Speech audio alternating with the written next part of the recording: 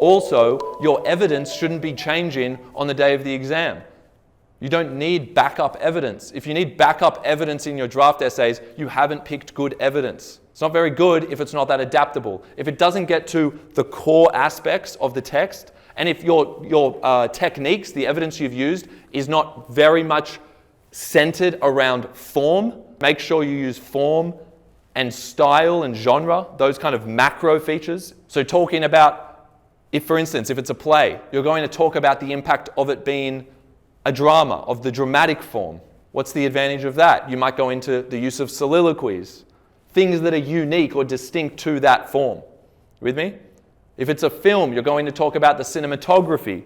You're going to talk about the non-diegetic and diegetic sound, right? Diegetic sound is sound that is heard by the characters in the film. Non-diegetic is, the soundtrack in the background that the characters can't actually hear. With me on that? So talk about those kind of things. Also, that pertains to structure. So if you're talking about a play, a 5-act structure, people often don't think to even talk about those things. Well, maybe that complements a more specific piece of analysis that you've done, so you can incorporate that into that sentence. Why do that in your drafts? Because it's going to be more adaptable. Why wouldn't the structure of the text as a whole be relevant to any question? It's literally the structure of the text. It has to be relevant in some way. You just have to find the connection on the day. That's why you change what you say about the technique. So you change how you explain the evidence. You don't change the evidence typically. Okay? There might be some minor exceptions there. I don't like to talk in absolutes, but my general rule of thumb is that you go in with solid evidence that's to do with the macro aspects of the text, so not just picking out the metaphors and similes. If all of the techniques in your draft essays are similes and metaphors, then you want to rethink that and start thinking about, what are the broader aspects of style that I can incorporate?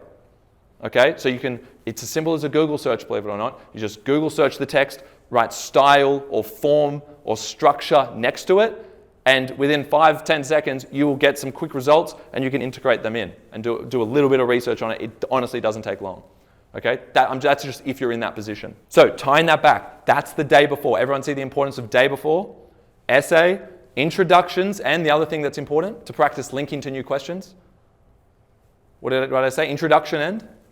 Topic sentences. Great. So make sure that you're using the actual key terms of the question throughout all of those parts. Obviously throughout your essay, but every topic sentence has to include the key terms of the question.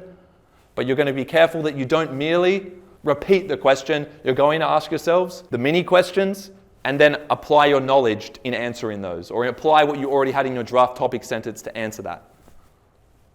Got it? So relate it to what you already had. Last thing to show you in terms of general study skills. This is an example of a schedule, just to freak you out with all the study that you're going to be doing. Not necessarily. You can have breaks. Obviously, you've got to have patches where you don't do it. But what I've got here is an example, right? It's an example of a schedule, if I had 6 weeks before the exam, of how I would divvy up my time across 10 units of subjects. If you do more than 10 units, you work with those subjects. So just have a look at that for a second.